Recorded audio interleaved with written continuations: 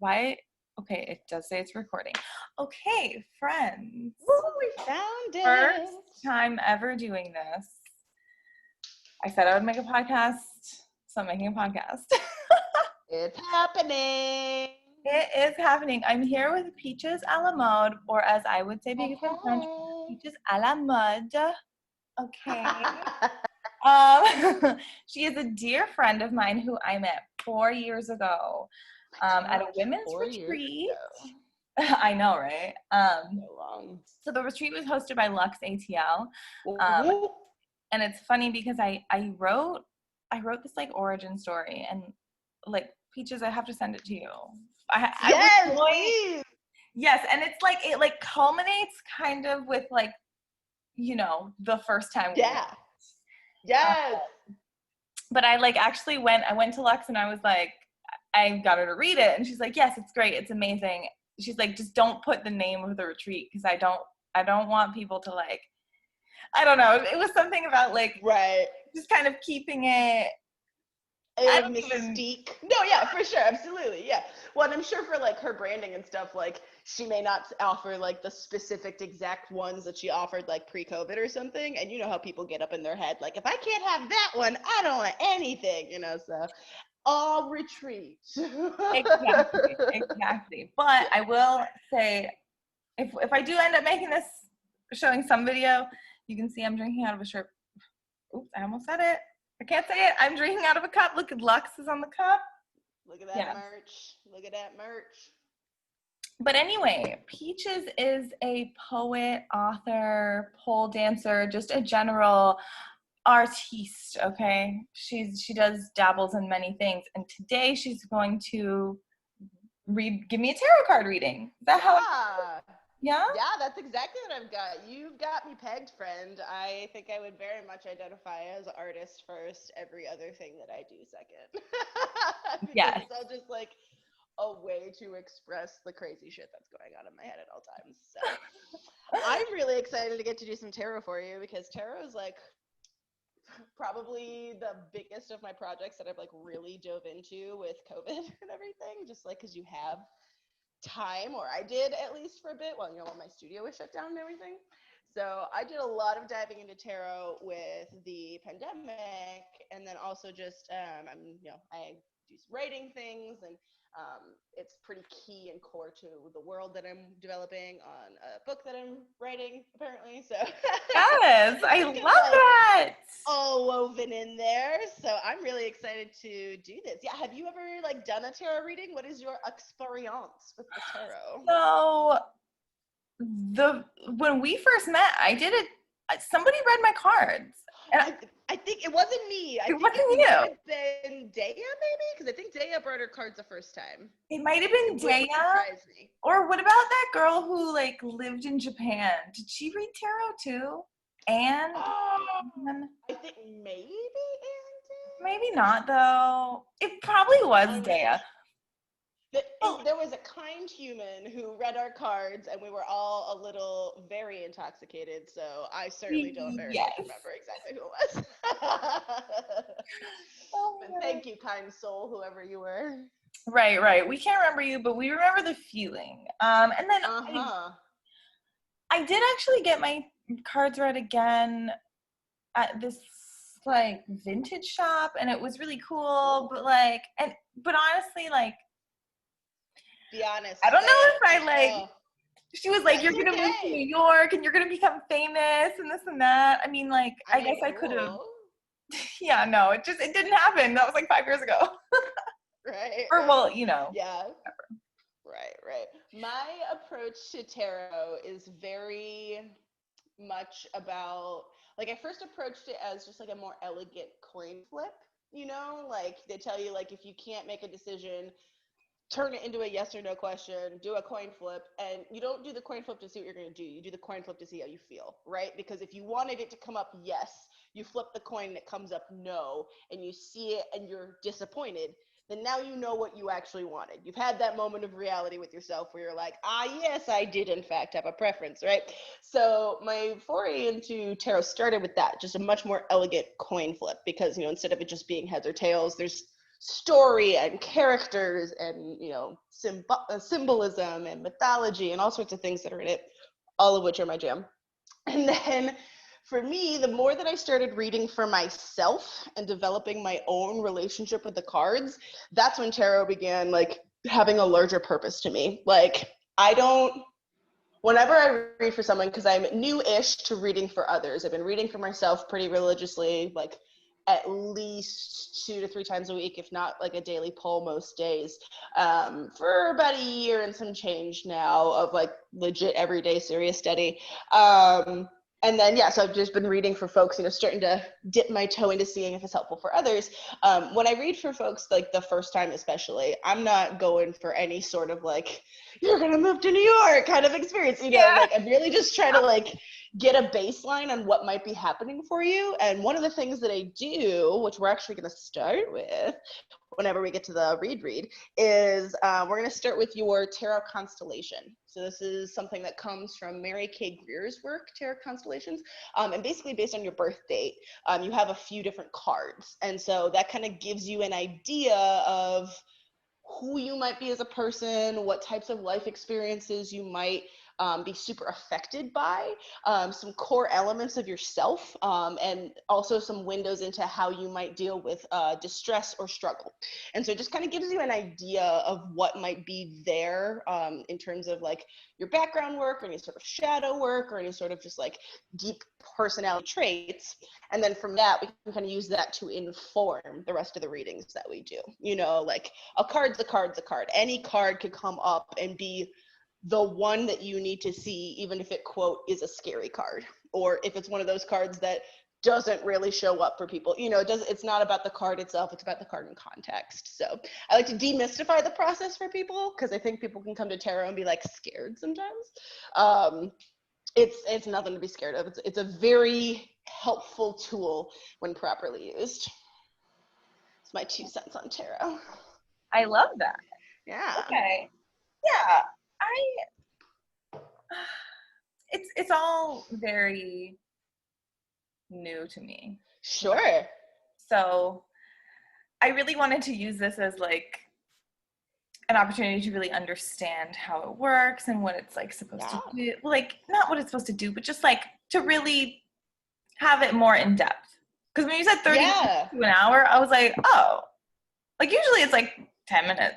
You know what I mean? You're like, oh yeah, no, I'm a long, detailed motherfucker. Like I cannot do even just like a 3-card reading in less than 30 minutes. Like my ideal reading time genuinely is if I'm doing like a 10-card spread and I'm going over someone's like constellation and everything, it's about an hour and a half. Just because there's that much information. And even then, like I'm gonna be bullet points speeding through it. Like, by the way, this, you should consider this relationship in your life.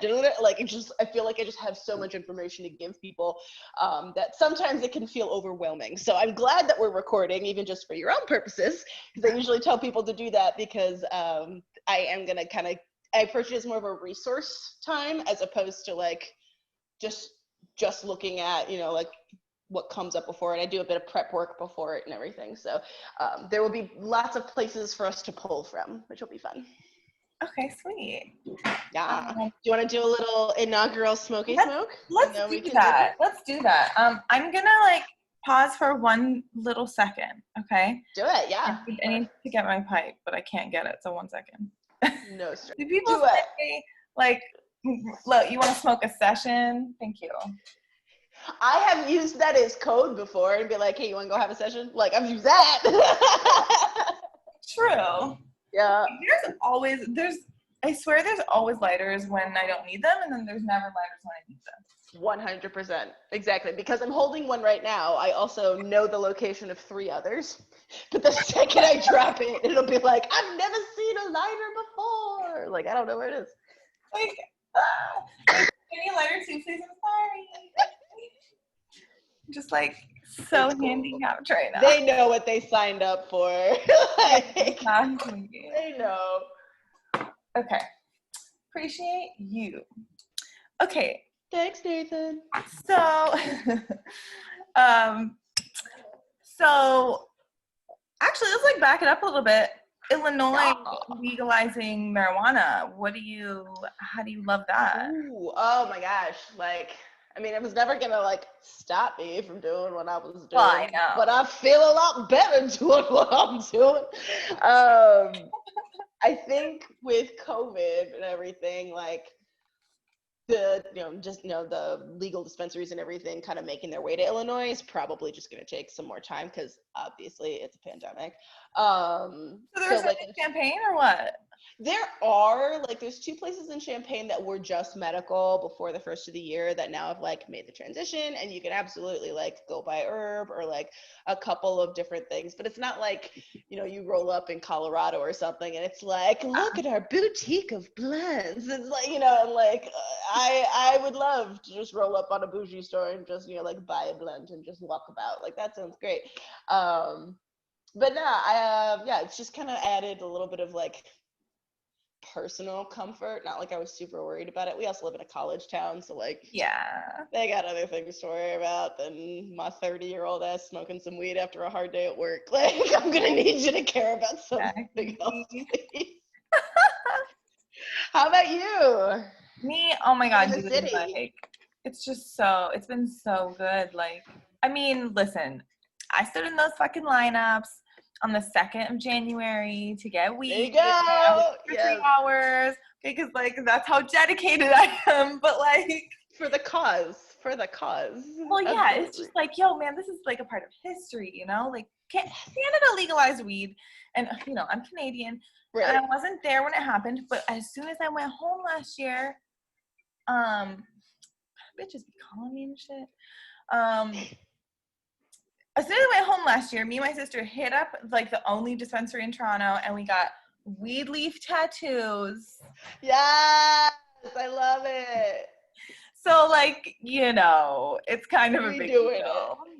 I But feel like for our generation that like even if we didn't personally do it, but like our generation was like the generation growing up with like, did you go get your book at midnight? Did you wait in line for the like overnight like release of this movie? Like we had all that shit, yes, And so now that weed is exactly. also legal, it's like 3 hour line, you say.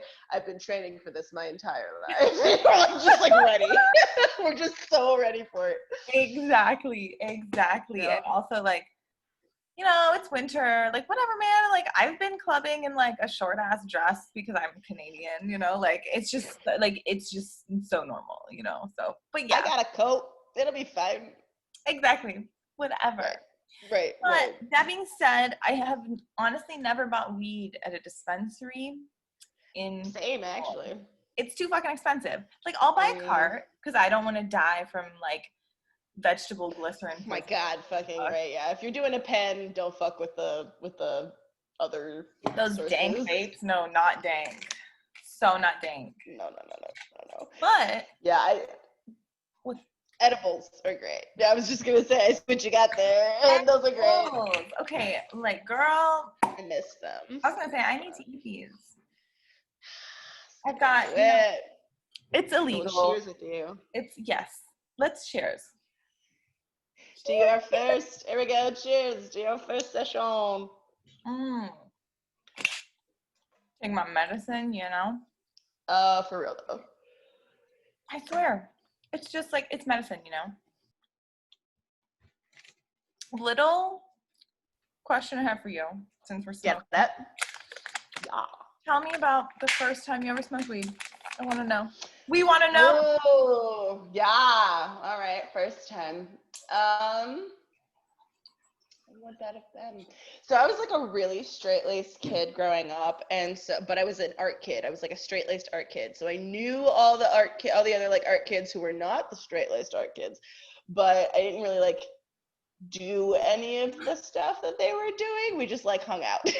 And so like I was very aware of what all of this was like growing up or whatever, but I never actually smoked weed until I was like 20, I think. A friend of mine from high school who we went to college together, like bestest friend, and they're actually sober now, but at the time they were not, and they had procured a little some, and I came over and we like made breakfast and like it was like an old apartment with no AC. So we like made breakfast in like our bras and underwear because it was so fucking hot. It was like one fan and us in the kitchen, like, oh my gosh, why did we want pancakes? We hate ourselves. And then yeah, we just like made breakfast and then we like smoked up a little bit with a little one hitter. I didn't really feel much the first time because I was like super nervous. I was like, no, one little bit will be enough, and then like didn't feel anything. So it took a couple times before I understood. But I will say probably the most like first time I remember being like high, like proper high. Same friend, we were walking to Chipotle where their partner was working. And so we got mad amounts of Chipotle. We were very hooked up, very happy with our life. Headed back to the engineering quad, which in town is like where all the money is, of course, because engineering, but really pretty, right? So we're like laying down in this field of like very well kept grass around all of these really pretty, like architecturally pleasing and new type buildings. And then I remember finding a clover, just like a random wild clover in the field. And then I like stared at it for like half a fucking hour. And I was like, do people realize how beautiful these are? Like one of those moments. I love My friend is like, you're high. You're I finally wasn't high. sure. Then she's like, welcome, you've made it. Like, you just told me for like 5 solid minutes how pretty the pink is on this clover that you found. Welcome. I fucking love that. Okay, like You tell me. My turn? Oh, sorry, I didn't mean to cut you off, but yeah. Oh, no. I'm just, no. What did you say? Oh, I said your turn. Yeah. Oh, you said my turn. Oh, okay. Well, listen. I love that. My first time smoking weed. Okay. Let me take a hit of weed first. No, please, do this properly. Let's take a couple hits of weed. Then I'll tell my story. This is literally like my transition between the really intense, crazy job and the like much more chill, let's figure out our feelings job. So this is like the perfect thing to be doing right now for me. Good. I'm glad.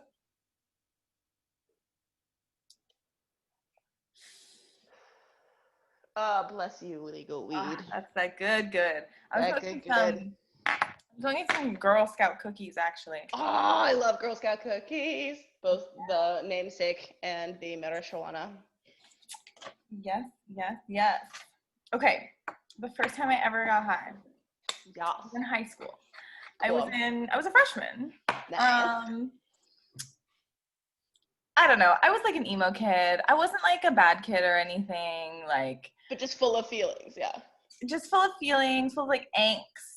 I was shy. I had lived in this town. It was the second year I lived there. So like I was looking to make some friends. Like I just wanted to be cool, you know? Like hell yeah. Absolutely. So this chick Marilyn, I actually ended up living with her like in college. Or you know, when she was in college.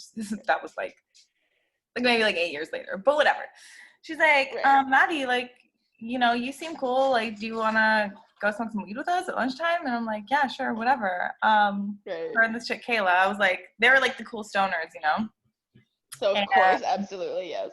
Yeah.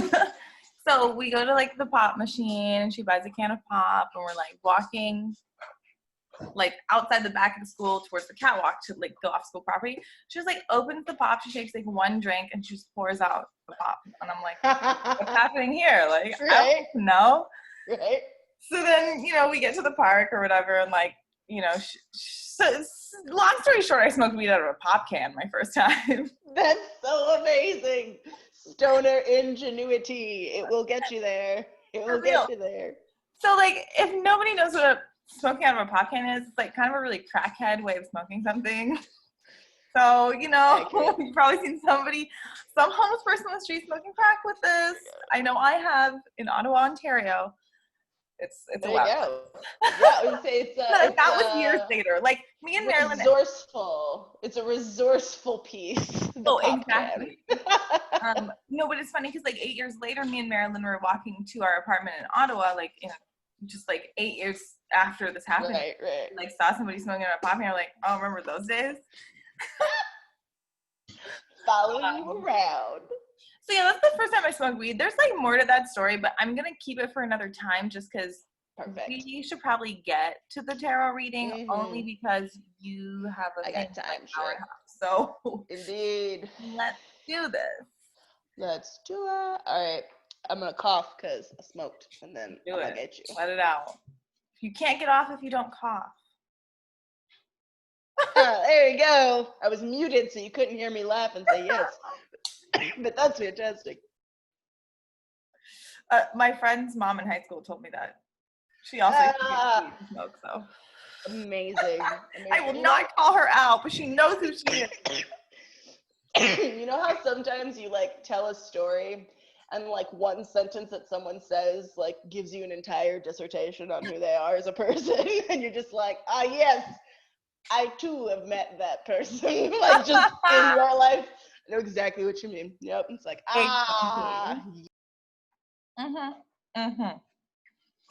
Okay. Right. So here's what I'm thinking. So I prepped, like I said, I prepped the stuff about your like tarot constellation. So I'm just gonna kind of give you a background and like information on that, and also like your card of the year and the cards of the year that are coming up.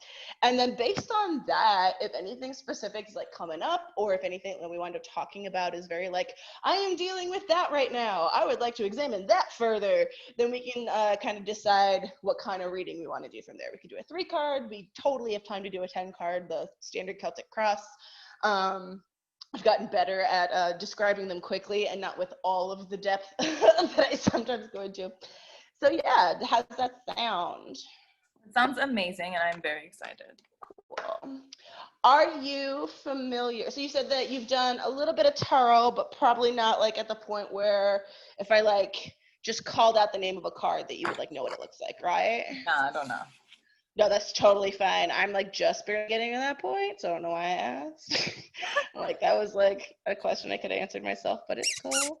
So I'm just gonna start by pulling out the couple of key cards that make up your constellation. And I'll send you pictures of all these too so that you can like spend some time with them and stuff. Okay. Okay, pulling everything out. And I'm gonna make notes. Oh, please, absolutely, do your thing. I should show you how many tarot notebooks I've gone through. It's significant.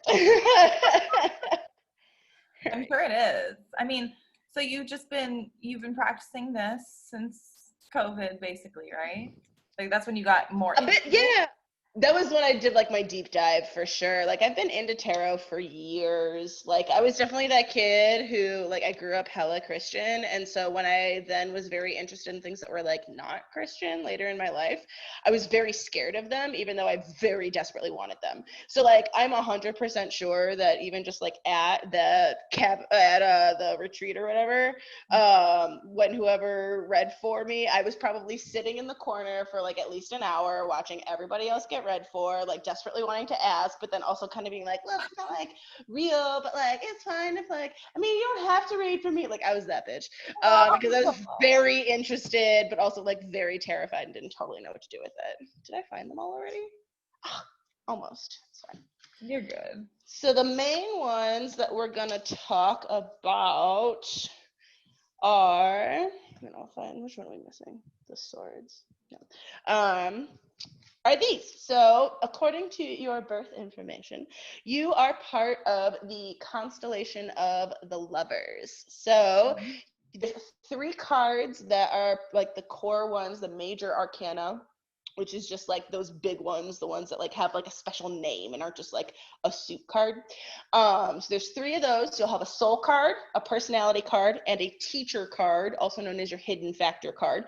And then you'll have your card of the year is also the other stuff. And then also within your constellation is some minor arcana cards, but we'll talk about those when we get to them. So this is what the card of the lovers looks like. Cool. Very biblical type imagery, very Adam and Eve type feels. And the teacher card for this constellation is the devil. So you've got, and you can see it. Oh, this is like, I'm really excited to tell you everything about your constellation, because I'm genuinely interested to see like what resonates and what doesn't. Okay. So yeah, so the way that your math worked out, your soul card and your personality card are actually the same. So they are both the lovers. For some people, they have a different card. You do not. Yours are both the lovers. And so what that means is that if you believe in like a view of life or whatever that is like cyclical in nature, like more of a reincarnation sort of idea, it can be kind of viewed as you here in this time are working on your soul's purpose. So whatever other iterations that your self has been through in potentially previous lives, or if you want to look at it a little more psychologically, like the previous lives that you yourself have lived, the previous people that you've been, in looking at these lessons, we see what you were really like meant to do is like a way to look at it. And then, yeah, and then the teacher card is the one that's going to teach us all about like difficulty, how we respond to difficulty, some things that we like about ourselves in difficulty, some things that we do not like about ourselves in difficulty. So let's just go ahead and get into it. So for your soul and personality card, people who have the lovers, they respond very well to ideas of synergy, ideas of reciprocity, of learning from other people. Relationship is like the most core thing for you. Like if you don't have a relationship with someone, it's like they could be the smartest person and it wouldn't matter. It's like, but I want to learn from the people I want to learn from. Um, So with the lovers, there's two sides of the self that are kind of being reconciled and that you're constantly having to reconcile. The card deals with Gemini energy a lot. So duality kind of appears in different ways, in either masculine and feminine, in reflective and dynamic ideas. The big key one is the desire to be in relationship and the desire for independence. So you might find yourself constantly navigating between those things in both your like personal and professional lives. Like, do I really want to be in relationship and what that means, or do I want to be more independent and doing my own thing? When you can unite those disparate parts of you, that's when you are like the most powerful. When you find the right mix of relationship plus independence, like that is just like you're gonna soar. You also are really able to unite these disparate parts of others by recognizing like what they hold in common. Like it would not surprise me at all to hear that you have like lots of people in your life from various different places in your life that maybe like none of them would have ever met, but you're like their one person. Like you kind of are Kevin Bacon in the 6 degrees here. You know what I mean? Oh, that's like my life though. There it is. Yeah, I was like, I know you personally, so I know that's true. But yeah, the cards apparently agree. Um, so again, high importance on personal relationships or family. And you learn about yourself based on your relationships, which can sometimes give you a skewed view of yourself if people you were previously in relationship with did not see you appropriately. So you will adopt the views of those you are in relationship of yourself. So when you're in excellent, affirming relationships of people who build you up, that is how you see yourself. When you're in relationships where that's not the case, it is very hard for you to see yourself as anything outside of that. You value honesty over anything. Like just be honest when it comes to communication. Like, yeah, it might hurt feelings, but like, why lie about it? You're really fascinated with how things work or how things fall apart. You see it as a way to kind of know more about what's going on. In relationship, you're attracted as much to conversation and personality as someone's looks. Again, it's one of those things where others may not understand what attracts you to people, either in that, friendship or sexual type way, but you know what it is about that person that's attractive, and that's all you see when you see them. That's so true. Yeah. Oh, yeah. That's very true of you. Can sometimes project envy onto others who seem to possess elements of yourself that you don't think you have, whether or not you actually have them. But again, this can really show up when you're in relationship with someone who doesn't see you, or when you're forced to interact with someone who doesn't see you. The way that they see you forces you to see it in a skewed way. And so because you're seeing yourself in a skewed way, you might then envy other people who to you seem like they've got it all together. So that might be a thing to know about yourself. Yeah. Um, so relationships will reflect your self-image until you learn to see yourself in all your multitudes. That was something specific from the text that I thought was really great. It may make choices you might make choices with the primary motivators of love and fear. So something to ask yourself often is, which is determining my choice right now? Is this action motivated by love, or is it to avoid what is fearful to me? Because as a lover's card, you're like in your zone when you are moving towards and with love. You are less so comfortable when you are acting to shield yourself or out of fear. So if you are taking an action to avoid a fearful thing, that's not going to feel as good to you as and in a very like deep and fundamental way, not just like this is madly uncomfortable. You might like not even trust that choice because of that feeling, as opposed to if it's like motivated by love. So those are some ideas about your personality card. The teacher card, the devil, super, super fun card. All right, this is the one I'm really excited to read to you about. First thing, tend to hide your untamed instincts, even from yourself, which is a quote symptom of your sexuality and vivacity sometimes feeling overwhelming because of the way that the world forces you to look at what you yourself know to be true about yourself. So this is another situation of like duality and opposites. Like the world is going to project a certain idea of your sexuality and what it means to be sexual onto you. And you know that like, while that's not necessarily untrue, like absolutely you could do those things with that, it's like not the point. You know, it's like this is just, it's like it's a core piece of who you are. It's like you're not fucking trying. You're just like walking around doing your fucking thing, and people are like, "Oh my gosh!" You're like, "I'm walking my dog. Like I can't like leave me alone. Like I don't want to fuck right now. It's 9:00 in the morning." You know, like it's people will always be on your shit because of they can sense that you are not ashamed in the ways that culture tells you to be ashamed, because you just like know who you are. That's very attractive to people. So just be aware that people will kind of always be on that, and it's nothing that you're doing wrong. It's that they can sense real in a world where there's just like the fake knockoff version all the time. And so that's just, it's going to draw people to you. You may have internalized some personal qualities as bad due to oppressive relationships of the past. So again, it's just an invitation to interrogate, like, when those negative self-talk thoughts come up, it's like, okay, is that mine? Is that actually something that I think? And if I do, why? And if it's not something that I think, where'd that come from? Did someone tell me that? Was that something I used to tell myself because I needed to? Is this something that was useful to me at one time but no longer serves me? Those are really good questions to ask yourself of your self-talk. You're very open and trusting, especially maybe in earlier life. And in general, when your trust is betrayed, deep feelings of guilt accompany it because you feel like it's your fault for trusting them in the first place. So it's like you desperately want to trust people, and you will give them and extend your trust in this like very beautiful, genuine way. And if or when those people don't like measure up to it, you'll just feel guilty. You'll feel like it's your fault somehow. Like somehow, like you must have messed something up because that's the only reason that this would have happened.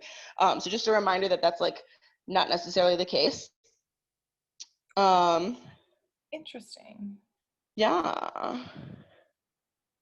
So often be accused of, somebody interpreting your sexuality as a threat or improper. So again, people just not understanding that it's just like part of who you are. You might see your sexuality as expression of your personal power. And yet that relationship will always be complex because you don't always get to choose how people see you. Because this piece of you just kind of comes out like without you even trying, right? Your ultimate power lies in choosing your own virtues and values to be defined against, you know, not adhering to the status quo, not listening to what, you know, dominant culture would put upon you, but just knowing like, no, these are my values. My values are fucking rad. I'm fine. Fix yourself, you know? Like, I don't need to worry about what you say about me. I know what I say about me. This is some shadow side work. So in extremes, when you're really under pressure, you might project blame out onto others as scapegoats, or you might even like poke and manipulate relationships to get you what you need. So sometimes like the shadow side that this might come out as is like, if you know you need to end a relationship of some kind, work, personal, whatever, and instead of just like talking to that person about it, though you value honesty, you'll like poke a situation to get them to do a thing, and then you're like, there we go, I'm done, and you just get to leave. So sometimes that might be a thing. Totally me. But you know what? I'm happy about the shadow because I actually was going to look into it. Yeah. The whole thing about that because I just want to accept even the darkest parts of myself. Oh my gosh, I learned the most from my shadow side. Like, that's honestly the biggest reason I got into tarot personally is like, no one reads me as hard as my cards. Like, I'm a generally fairly nice, easygoing person, so people tend to be that around me. Even when I have fucked up, no one reads me as hard as my cards. My cards don't give a fuck. They will just tell me what's going on. Um, Ooh, this was an interesting point on this card. So the key to this card is it's actually mirth or like levity or laughing. Remember the power of laughing in the face of danger or the face of expectation? Like when people, like when those heckles come, when those people are like saying their shit or whatever, just be like, remember how fucked up their worldview is. And sometimes like you're just gonna wind up laughing at them and they can't fucking handle it because it's like, oh my gosh, like nothing I said is funny. And you're like, that's what's funny. Like you don't realize how funny that is. And you just move on about your day. You know, it's a way to keep that energy vampire thing from being a thing. This card will probably get more comfortable to you as you get older, especially after your Saturn return, which you're actually in the midst of right now, being 29, right? Yeah. That can activate and you can activate tremendous creativity when you trust your instincts and when you face your fears. So again, when you're not coming from that place of fear, but you're coming from that place of like acceptance and love and like I can do anything sort of feeling. So that's just some general ideas of like yourself as a person. The other cards in your constellation are the minor arcana sixes. So here's 3 of them. The swords is in my deck somewhere. I'll find it. But any of these, and I can send you like the PDF or whatever that has more information on it. But any of these just kind of give insight on like how you tend to deal with victories or trials or how you deal with instability or how you deal with emotions. You know, each one of those kind of has like in your life, you might experience the following. When that happens, ask yourself, and it's like interrogation questions. So I can send you that at a later time. But if you're interested in shadow side stuff, I think that could be an interesting thing to guide our reading. Okay. The last piece of information I want to give you before we do that is about your cards of the year. So everyone, so when I calculate your birth information, you can actually calculate someone's card of the year over the course of their entire lifetime. So you can calculate like an anticipated lifetime of like 90 to 110 cards of the year and actually see the overarching patterns that you're going to live through, you know, hypothetically, right? And so the way that this becomes interesting and the way we can use this is the major arcana of tarot tells a story. It's the fool's journey. So card 0 is the fool. He goes through this whole big journey through all of the major arcana cards, learning, having experiences, fucking things up, doing it better. He goes his whole life. He gets to the end where he has, this encounter with the world or the world dancer. And he like experiences like this like deep knowing and like feeling of peace and like knowing that everything like led him to this moment. And then at the end of the journey, he opens his eyes and he realizes all of that just happened in his head before he takes the first step on his journey. So it's like, it's a circle, right? Like everything's a circle. Like you're constantly living through these cycles. And so what happens, the way that the numerology works out, is people will start in one place. They'll go up to a certain point in the major arcana. So let's say you started at 6, you were born in a lover's year. So starts at 6. It'll go from 6, 7, 8, 9, 10, 11 up to a certain point, like 11 or something. And then you'll bump back down the next year to 7. And then it's 8, 9, 10, 11, 12.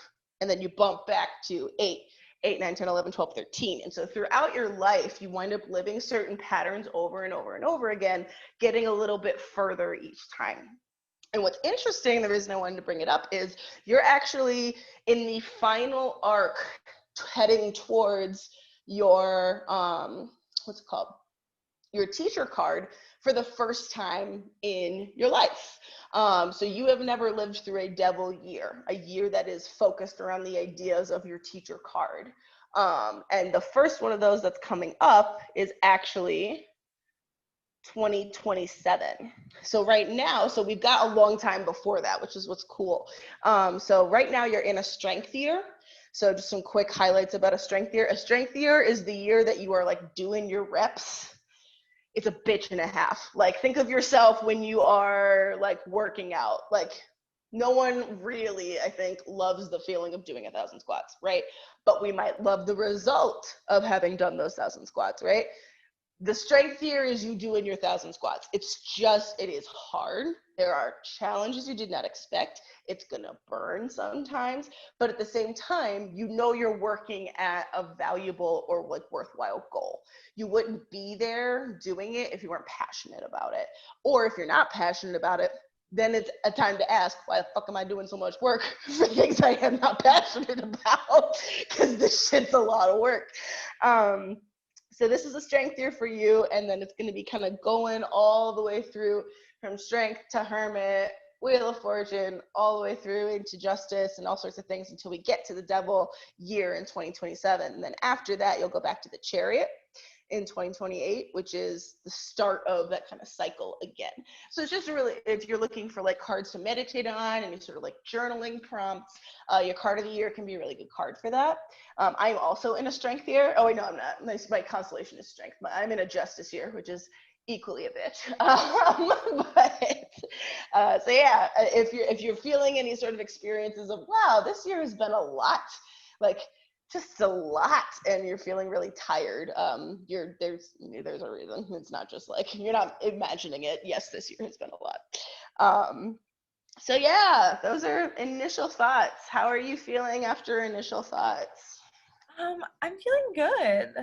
Yeah? I feel like I resonate a lot with what has been said. That's wonderful. Yeah, and okay, so the whole like exuding sexuality thing, it's so weird because I met this girl who I was like low-key in love with. Yeah. To Denver. So sad. Madison, I love you, by the way.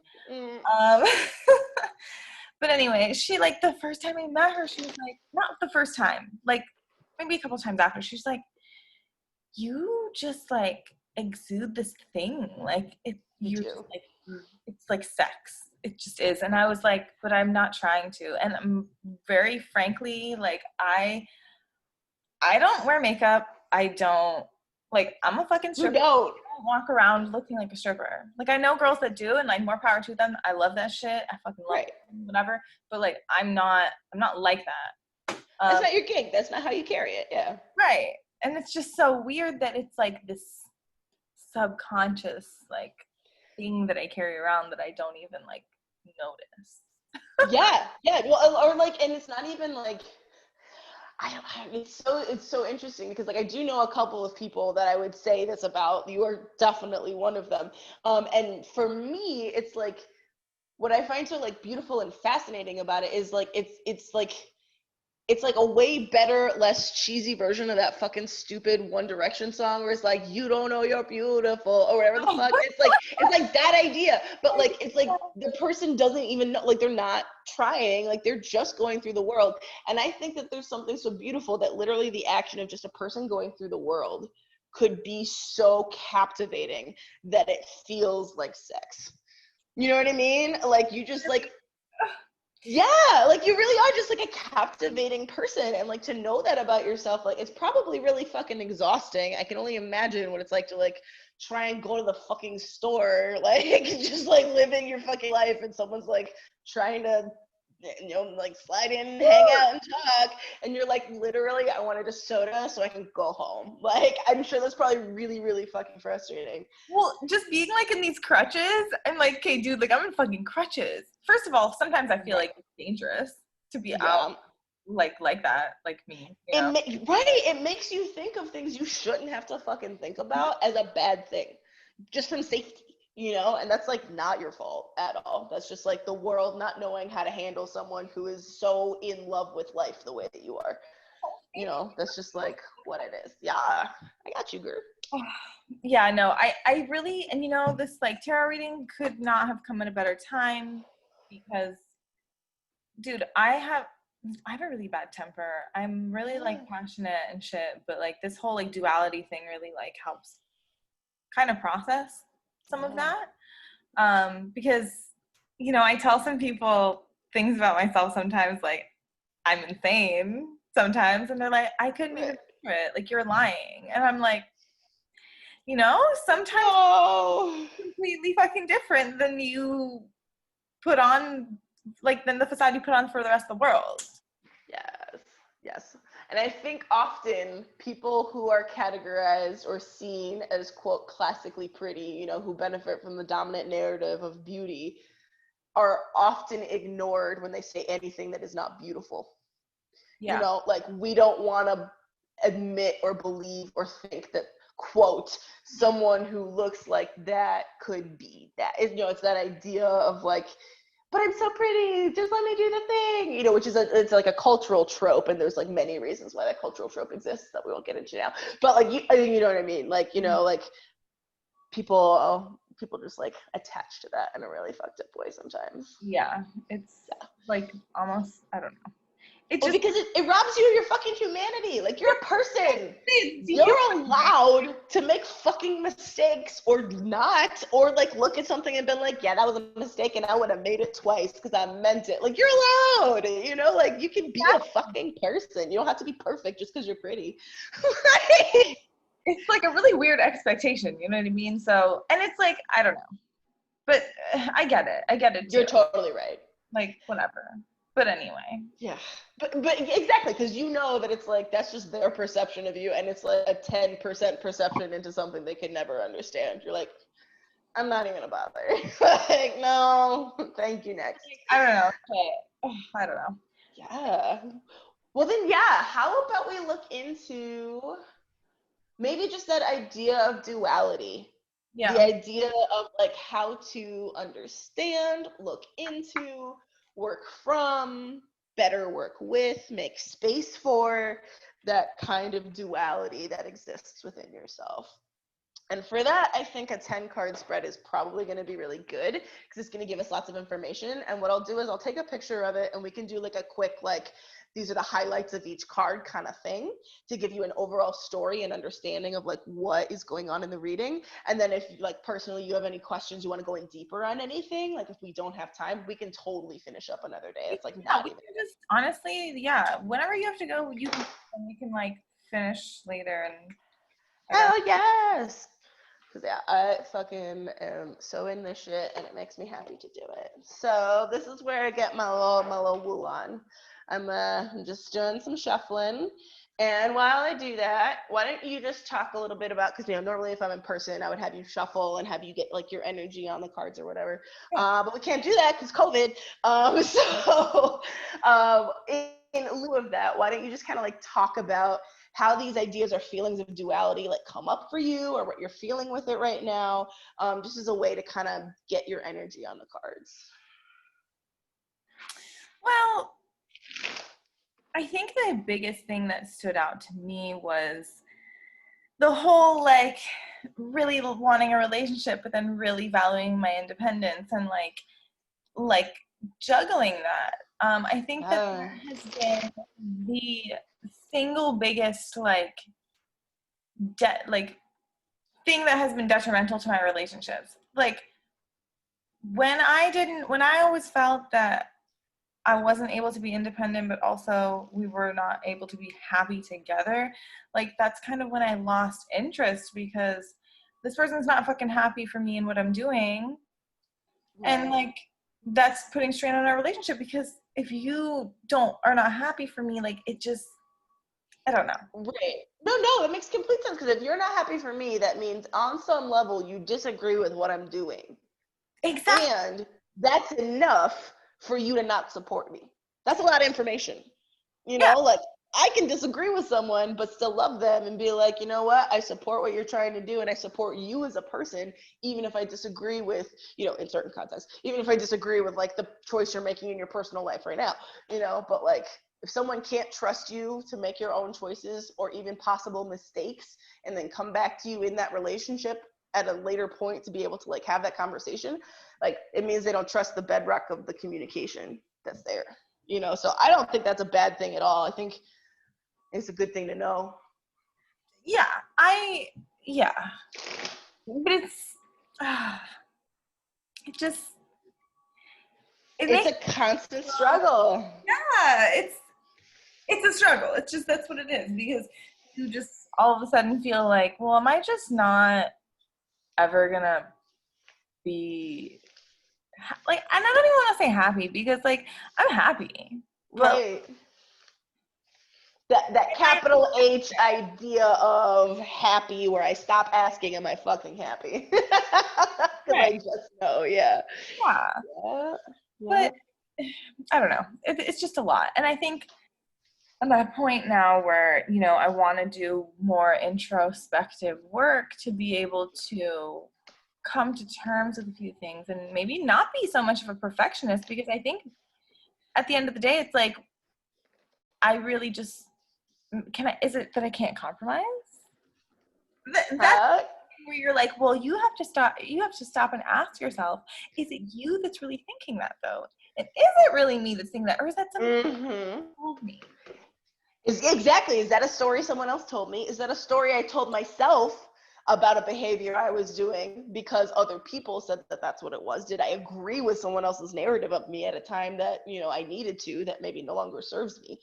And I think it's very interesting as I was kind of shuffling and doing stuff for you. The card that jumped and is going to be used as our signifier is the Four of Swords. And this card is all about rest and retreat and respite. It is a difficult rest. It is a rest that is forced upon us and a rest that we did not choose. And that sounds a lot like what happened to your ankle.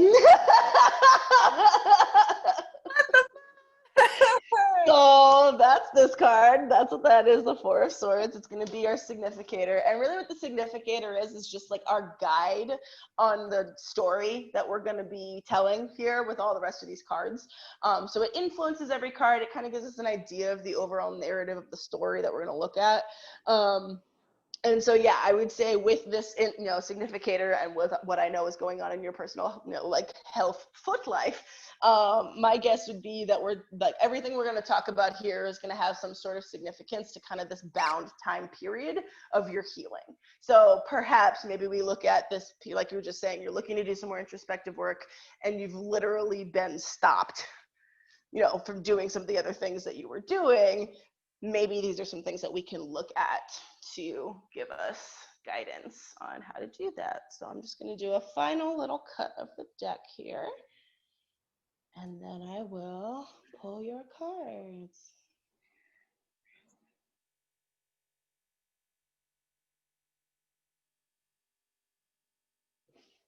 Okay.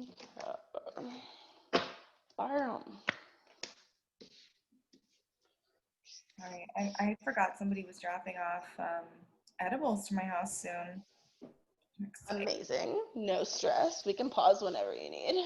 Oh yeah, I mean, I told her like after 5, so whatever. I just told her to drop them off in Yeah. the hallway anyway. I mean, it's not like getting up and down. I only have like 2 steps to get into my house, but I legit But just like, it's still enough. yeah, I'm not getting out of here. I'm not leaving my house for another week. No.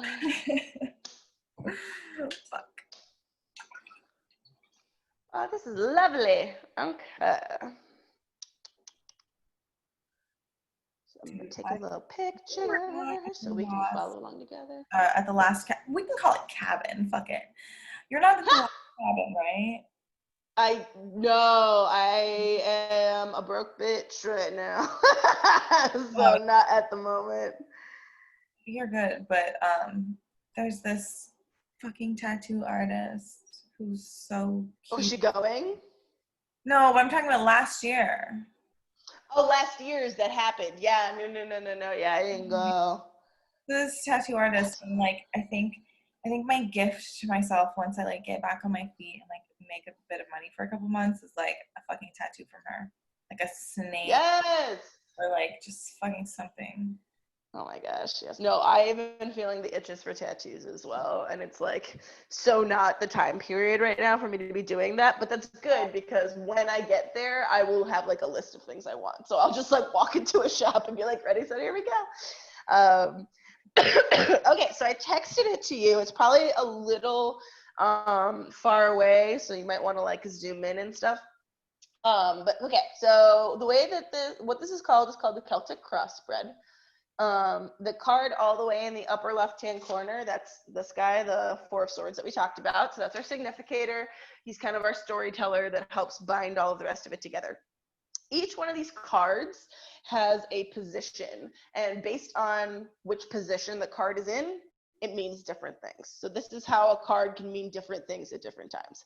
If you get a card in your recent past, it's going to mean something very different than if it was in the position of self, representing you, as opposed to something that happened in the past, right? So we start in the center. The center card here is the Chariot. Okay. And the Chariot is in the position of center. So the center card is just like the core issue of what we're talking about here when it comes to your duality. So this does not surprise me at all that this is the card that we're getting, because this is a card all about duality. If you take a look at it, there's like two sphinxes at the bottom of it that are pulling his chariot. Chariot energy is success, but it is success through force of will. It is success that is held very tightly together, where you're saying, I'm gonna make this happen. I'm gonna hold these two separate, disparate things together for this purpose of carrying me forward. The Chariot, he's very successful. He's in this, very victory sort of place, but at the same time, he's having to work really hard to hold it. It's not this effortless, happy, just like carefree sort of thing. It's success, but it's active, controlled success. So if we're looking at, kind of what you might think about during this rest period as pertains to your ideas of success, maybe interrogate a little bit like, do I think I have to be working a certain amount to therefore be, quote, successful? Like, what is it in my life that are like the facets or characteristics of success? Why do I think they are those things? Do I really need all of them? Which ones matter to me? Which ones don't? And then also, just on a more general level, what two things do I feel like I'm holding together right now with like the force of my will? What two things don't feel like they necessarily would be here otherwise unless I brought them together? And that's not necessarily a bad thing. It's just like a thing to know, because holding these two things at the same time is going to be work. That is just this card. So the card that crosses that, it's called the crossing card, and it's the one that was sideways across the Chariot. So this card we always read both ways. If a card comes up in the natural position, it means one thing, and if the card comes up reversed, it just means an inversion or something extra is going on. I like to think of it as this is this card's energy, like in its kind of stasis sort of form, like in its most natural form, and this is that energy changed or corrupted or altered in some way. So we read it sideways when we consider both. The Ace of Wands. Aces are the essential quality of the suit. Wands are all about get up and go energy. They are all about that optimistic approach to life. They are the not the slow burn, they are the fast burn. They're the I want to get it done. They're the yes, let's do this. They really are excited about projects.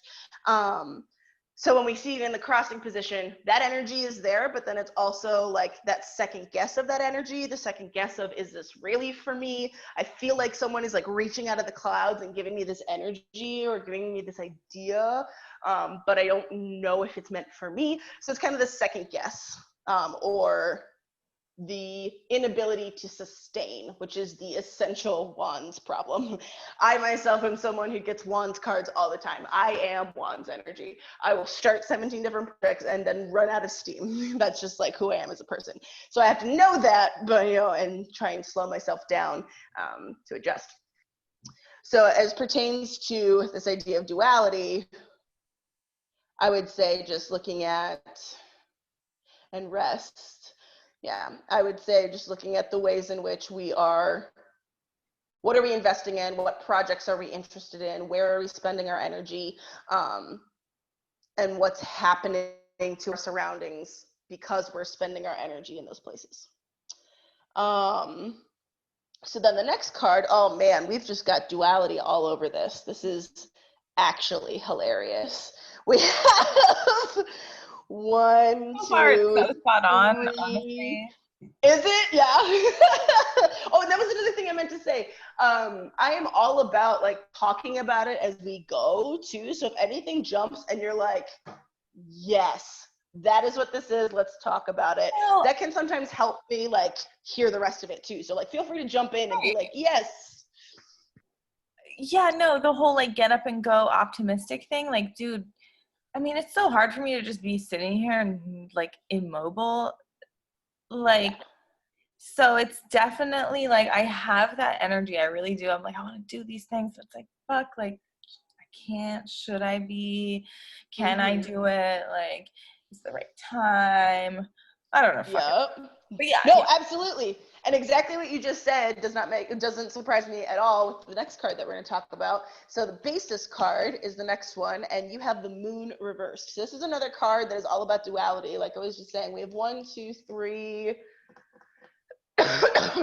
three specific cards that all have to do with like towers or like two choices. Like they have two sides, two columns, two pillars, and then a figure caught in the middle.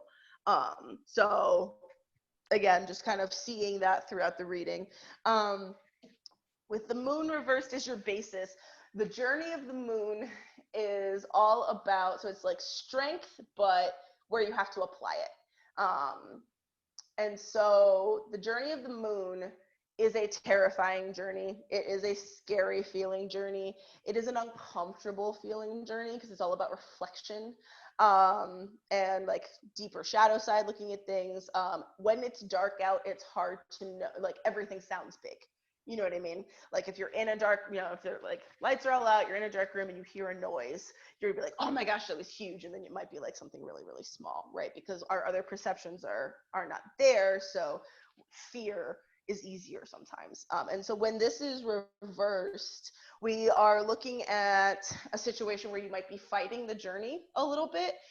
You may not feel like you can trust yourself or trust your strength to carry you through this journey.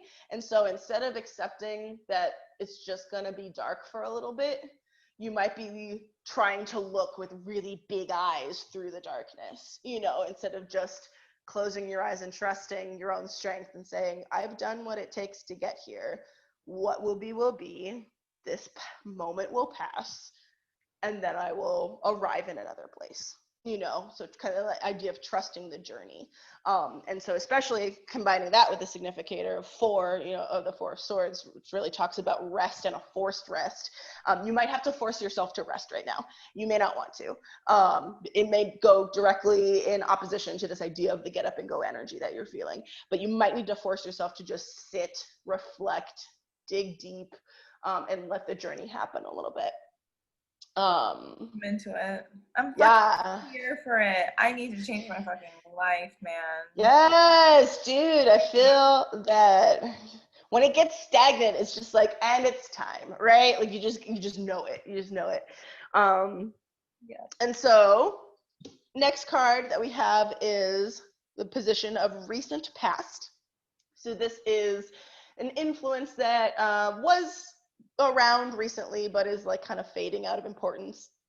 And you have another major arcana card, Justice. So this is another card all about duality. She's got two pillars that she sits in between. She's holding her sword upright, and it's completely upright. So when Justice is upright, we're seeing things clearly. So maybe in your recent past, you might have had some sort of epiphany or feeling of like, I know what the fuck is going on here. And you should trust that. Also, along with that, Justice asks us to recognize Justice does not pull any fucking punches. She is there to find out what had happened. And everybody needs to take whatever blame is theirs to take, because it's the only way we're going to move forward. There are 22 major arcana cards, and in the deck that I use, Justice is 11. It's literally the tipping point between the two edges. So again, duality. Also in Roman numerals, well, no, not in Roman numerals, but when you look at the, like 11, you see the two columns in the serif fonts. So yeah, if there's been some sort of recent interaction or awakening or understanding around a certain idea, you know what you're talking about. You can trust yourself. I think this might be giving us some information as to maybe what you're not trusting in the moon, like what recent ideas or insights are you not trusting that might be making your current situation more difficult? Might be a question to ask yourself. And then also, I would be remiss if I didn't bring up the obvious. The Justice card is also about like interactions with either law or an unfair situation or past actions coming to roost. If you were unfair to someone, if that's getting kind of pulled out, it's just kind of like, this is a reckoning. Everybody did what they did, and now we got to talk about it. So that situation is in the position of recent past for you. Okay. Yeah.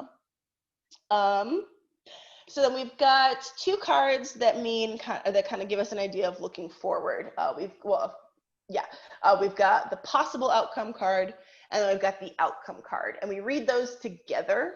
But we'll kind of look at the possible outcome now because it's what comes next, and then we'll revisit it when we get to the end. Your possible outcome card is the Wheel of Fortune, and Wheel of Fortune is reversed. So the Wheel of Fortune is a card that is all about, the wheel spins. Sometimes you're going to be at the top. Sometimes you're going to be at the bottom. Sometimes it's everybody's turn to get ground. But the wheel turns. And this is speaking of those big macro level things that we really don't have any control over. So this would be a situation where maybe you're thinking about like leaving a job that's unfulfilling, and before you can even do anything about it, like your business is bought by another business and they do layoffs, like something you have literally no control over, changing your life circumstance. When it's reversed, we might be fighting this a little bit, or it might just feel a little bit less comfortable. So it's just about reminding yourself that like the wheel turns, let yourself have a little bit of space. Again, we're looking at the theme of rest throughout the reading. So if you're feeling like you're falling behind or like things are getting in your way of doing what you want to be doing, it's just a reminder that like, look, the wheel turns, and if you fight it, it's not going to change anything. It's just going to keep turning and you're going to be unhappy about it, as opposed to it turning and you've accepted it. So it's a call to just accept your circumstances. Okay. Yeah. So now we're going to near future. Near future here is Knight of Pentacles. And he is also reversed. Knight of Pentacles, Knight energy is very much like, he wants really badly to do well and be the king, but he's like learning. He's just like not there yet.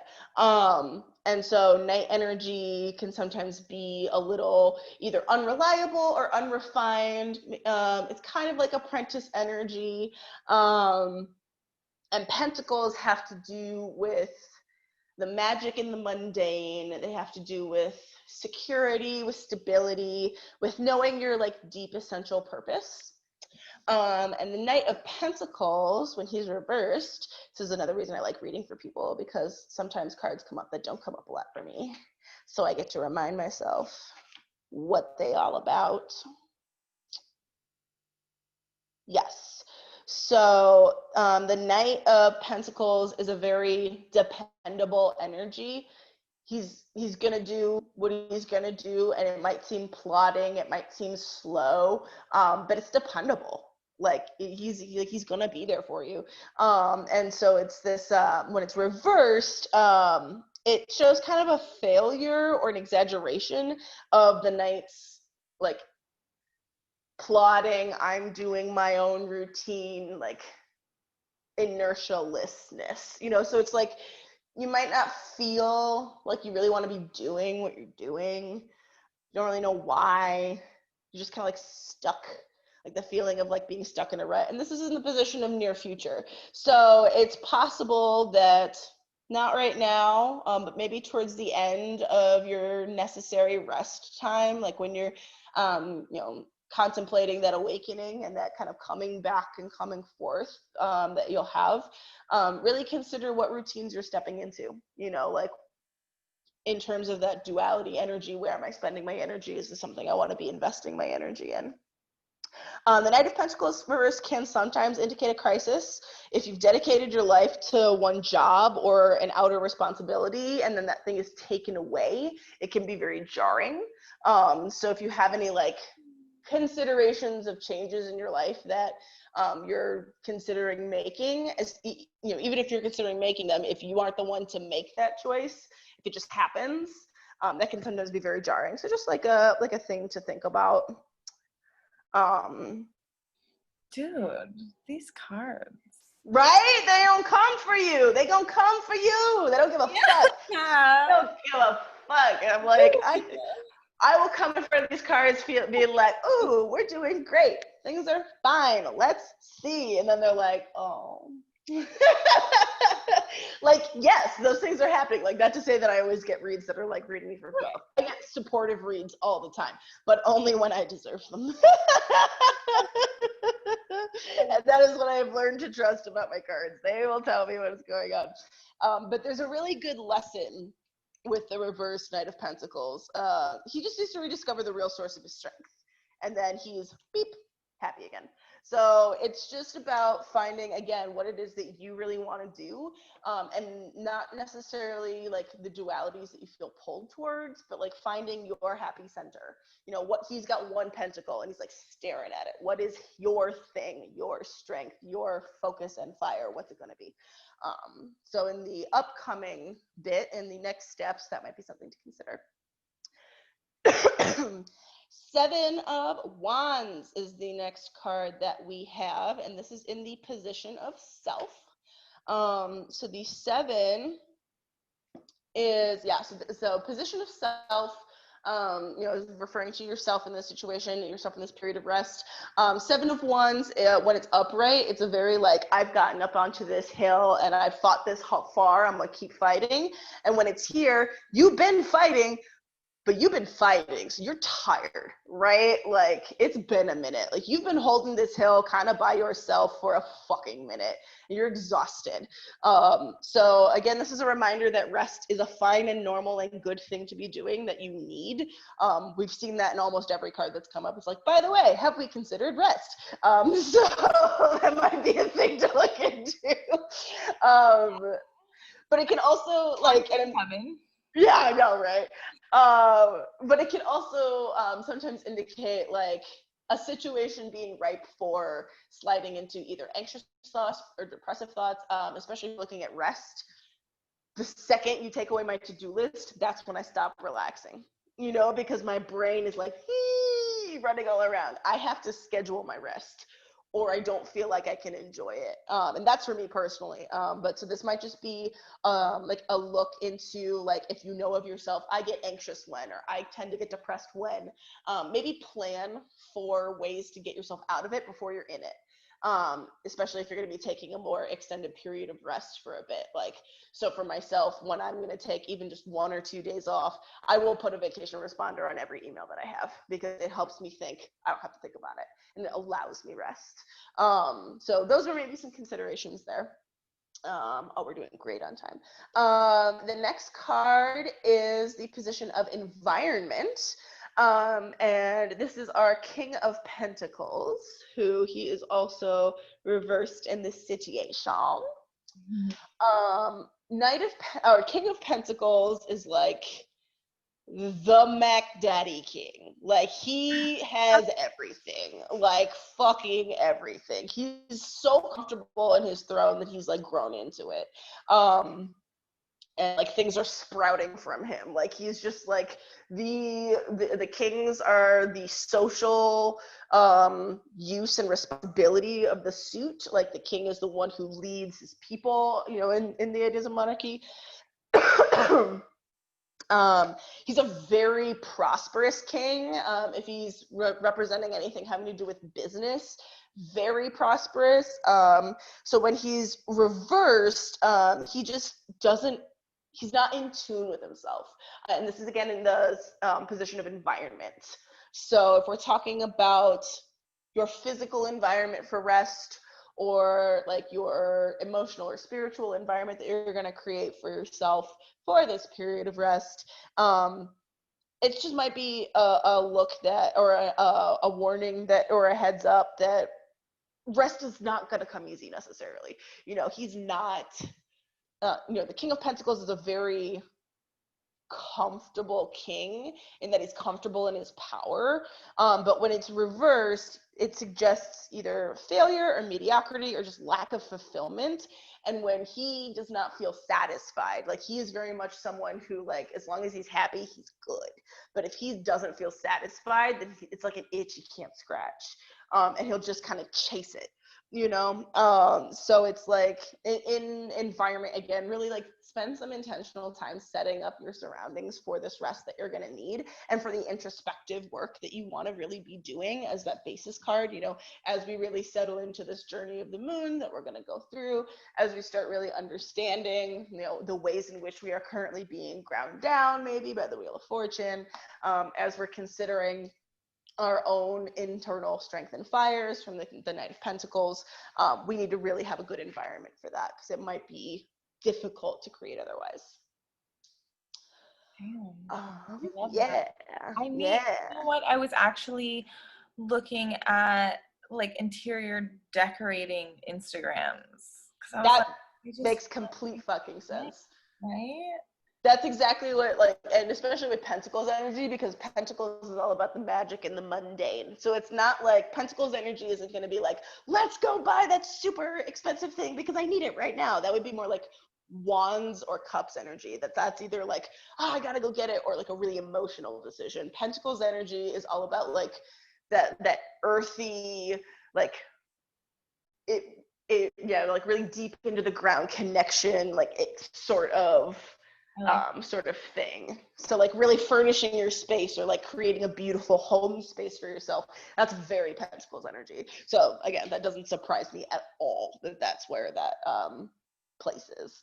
You're kind of sensing that need in your environment for something different that will facilitate rest, and that will keep you remembering who you are and what your success is and where you are successful. Because again, it's just that the king doesn't feel successful that's causing his problems. It's not that he isn't successful. The king is still the king, you know. It's not like he magically becomes the page or a knight when he's upside down. No, the king is still a king. He is still a badass, you know, like, I was gonna say badass bitch, but he's just a dude, so he's like a badass.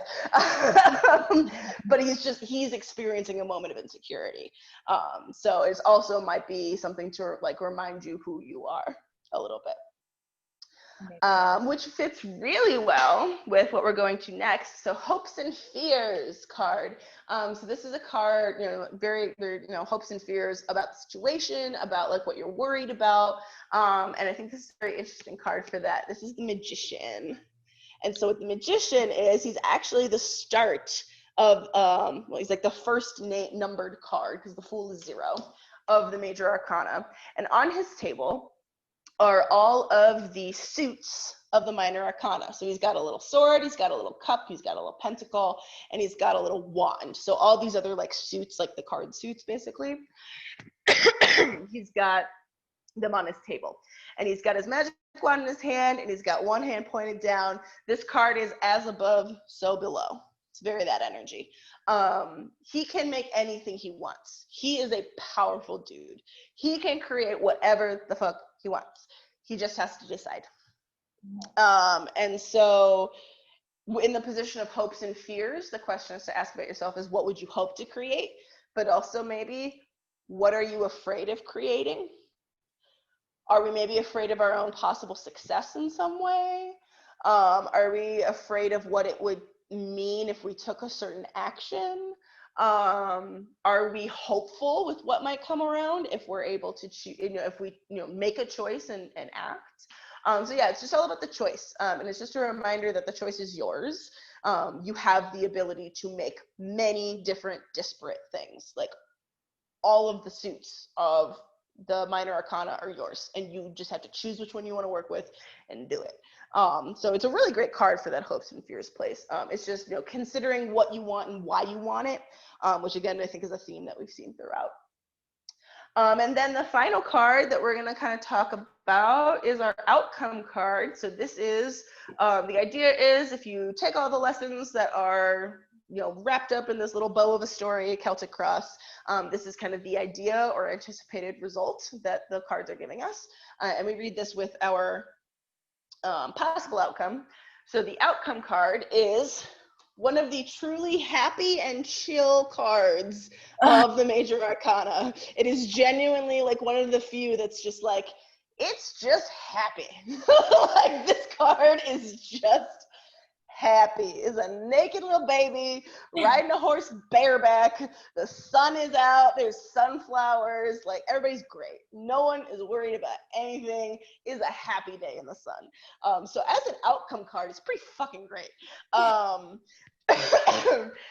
would say reading it with the reversed Wheel of Fortune, it's just a reminder that like, look, shit might be rough right now, but again, the wheel turns and it grinds, and that's just like true. And focusing on that doesn't change the fact that it's happening, right? So just like let yourself be happy with what you can be happy with. And also it speaks to, we cannot reach the sun without traveling through the moon, which was down here. So if we can find a way to become peaceful through some rest with our moon journey, then we will absolutely be able to manifest some real, just like genuine happy, where you're not going to have to work so hard. Because again, the Chariot versus the sun, very different types of victory or like happy type feeling energy. Our center was all about that tight, I'm holding it all together, like I'm happy, but I'm holding it and we're doing it energy. Whereas the sun is like the kid's just like, I'm living my life. This is great. Like, I don't have to worry about anything. It's very happy, carefree sort of energy. That is very different from the Chariot energy. So yeah, I would say some just overall major takeaways are about rest, are about facilitating that space for yourself, asking some reflective questions in this period of rest about your nature of duality, interrogating maybe some justice situations that have been coming up or things that maybe have been unfair to you in the past. And if any of that energy is coming in through here. And then, yeah, a lot about remembering who you are, remembering the tools at your disposal, knowing that this is just a moment and that rest is necessary to manifest some happiness and peace. So, thus saith the tarot. I love it. Okay. Yeah. Thank you. Yeah, friend, hell yeah. I love I this really shit. did that. Yeah, it just kind of highlighted some things that I was feeling. Yeah, absolutely. I always encourage folks, either right after a reading or when I'm reading for myself, to journal about it or come back to these cards. While I'll read for myself pretty frequently, I don't do more than a Celtic Cross for myself a week. Like, it's a lot of information, right? Like, I don't need something this intense every day. I would never do anything else, right? So yeah, I would say really sit with it for especially since we're, kind of got an idea that this might be about like your period of rest. Sit with it for that amount of time and come back to it. And it might be helpful to journal immediately after and come up with some action items. This is something I started doing for myself. It's very common for me, like when I read my astro stuff or if someone does a reading for me, I'm like, oh my gosh, thank you so much for all that wonderful information. Netflix. And like I make no changes, you know? Like I'm like, oh good. Now that I know everything that I might fuck up about this, I'm not gonna do it, right? And then I take no action to do that. So I've started writing myself some little action items like, okay, so if a card comes up being like, all right, gratitude might be a thing. It's like, okay, what are some ways I can work some gratitude into my week? Like, what are some things I can do there? It just helps me think about it more often because that's when I notice the change. Is when I'm engaging with the reading outside of just the initial reading, but like afterwards and moving forward. For sure, for sure. Well, I'm definitely going to, watch this back For and sure. journal about it. Yeah.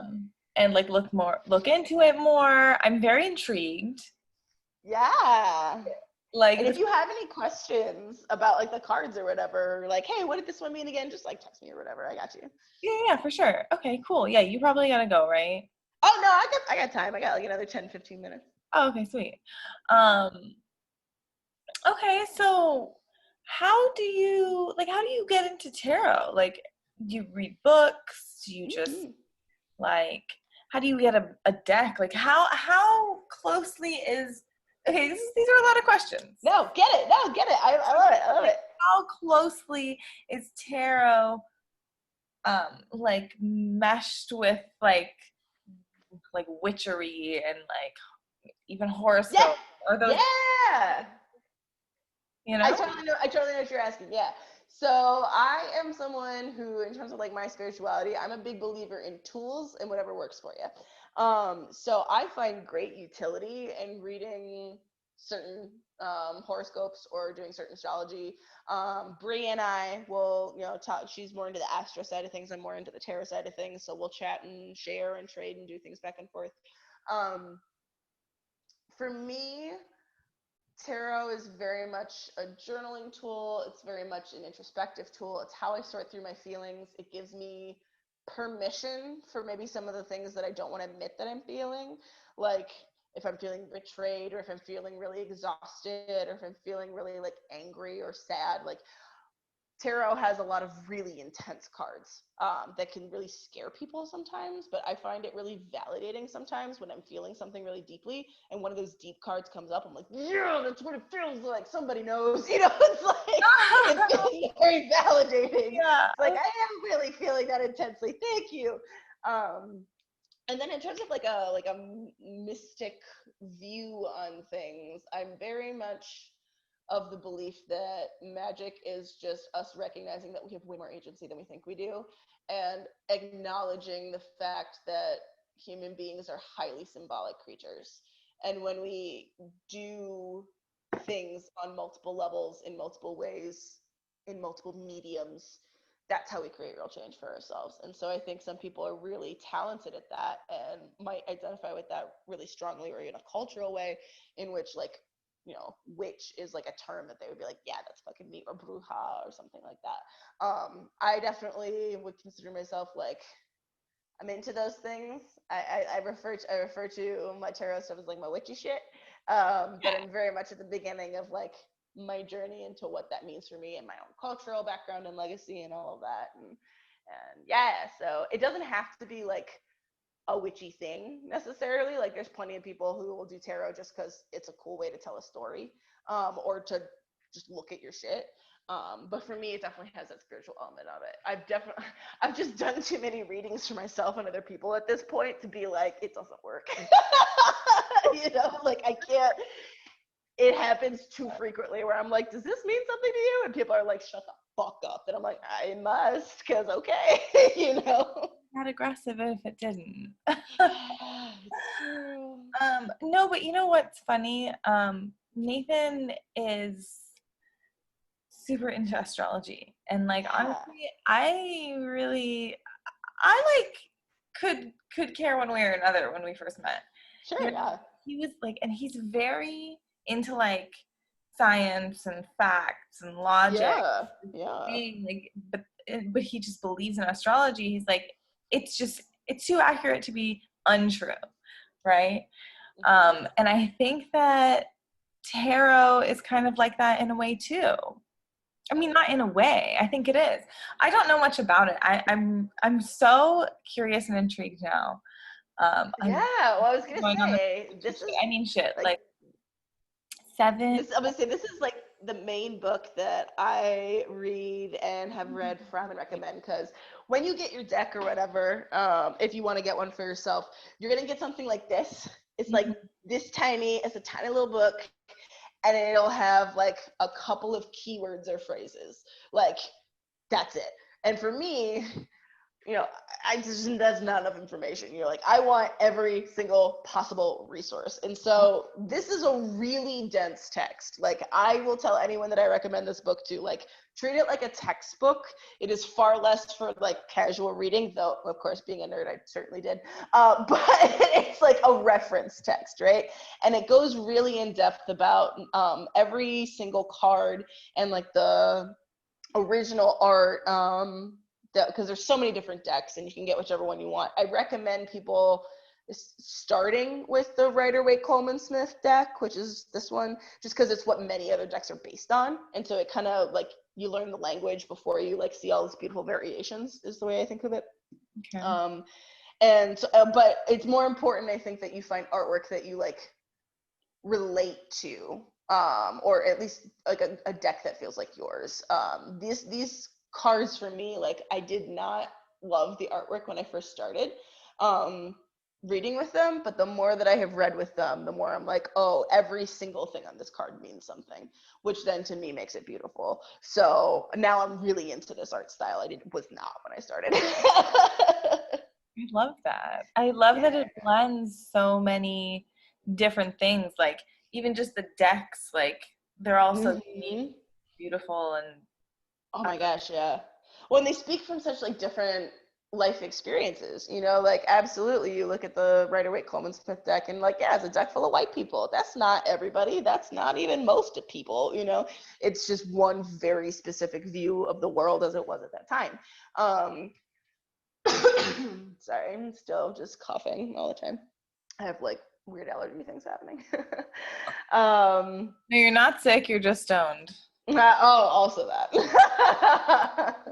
Also that. But yeah, like every single like every single thing has something to do with what's going on. Like the angle at which the cards have swords, like on Justice, her card is straight up, her sword is straight up and down. On lots of other cards with swords, like the sword will be to a side or upside down or laying down, and all of those positions mean something, and then when you look at the numerology of the cards and how they build on each other. So like the moon is number 18, the card 8 is strength. And the idea of one, like in numerology, one and then a number is that initial number, like raised to its higher trait. So it's the test of strength, so like these cards relate to each other in so many different ways that there's so much meaning to pull out of it. But to answer one of the initial questions that you asked, how I got into it was actually just a friend who we are very, sorry, very fine.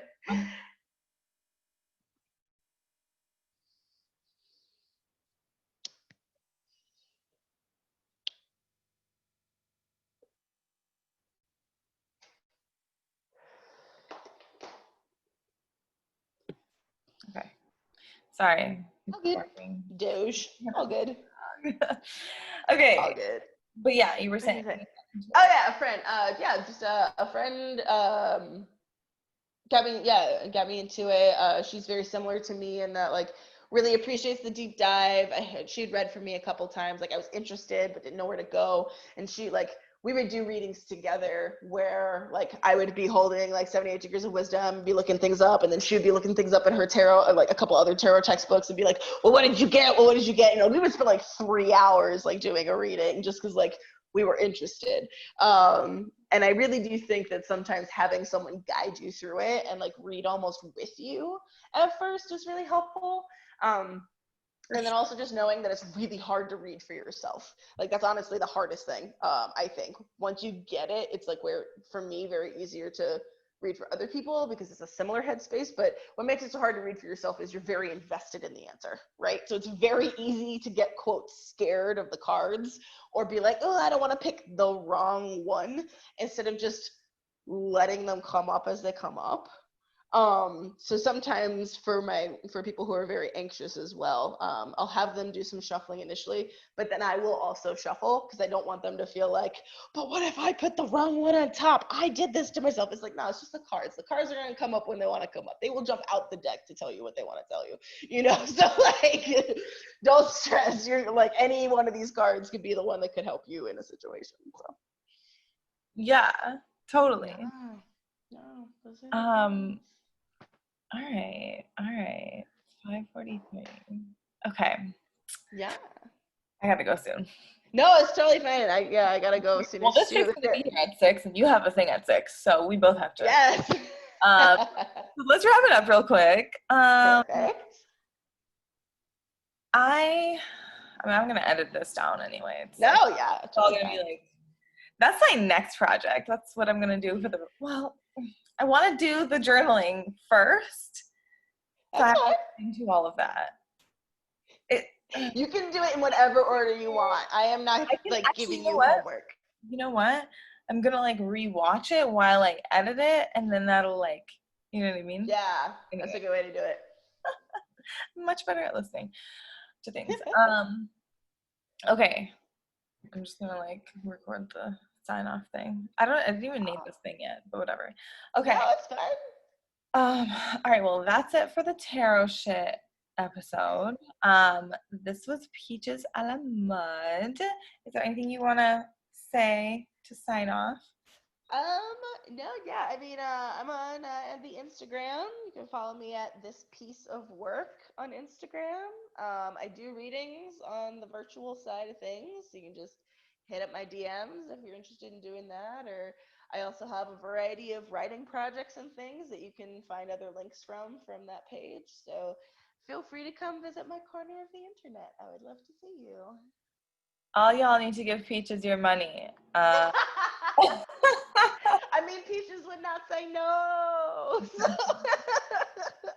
Make it rain, bitches. Okay, peace out. Okay, I'm gonna stop recording this.